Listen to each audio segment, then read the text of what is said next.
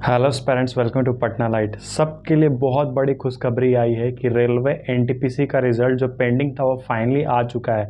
Railway NTPC typing test का result finally आ चुका है। आप जाके पोर्टल पे, जो ऑफिशियल पोर्टल है रेलवे का, आरआरबी का, उस पर जाकर के चेक कर सकते हैं। हम आपको बता दें कि काफ़ी समय से रिज़ल्ट डिले था, नहीं आ रहा था। बहुत सारे ट्रेंड भी ट्विटर पर चलाया गया। फाइनली 2 नवंबर को, यानी कि आज, रिज़ल्ट ऑफिशियली आ चुका है। उससे पहले हम आपको बता देना चाहते हैं कि रिज़ल्ट जो है बोर्ड बाय बोर्ड आ रहे हैं। ऐसा नहीं कि सबका इकट्ठा आ चुका है। कुछ बोर्ड के आ गए हैं, कुछ बोर्ड के आने बाकी है। सो आपका जो बोर्ड है वो देखकर आप मिला करके अपना रिज़ल्ट चेक करके ऑफिशियल वेबसाइट पे जा कर के चेक कर सकते हैं।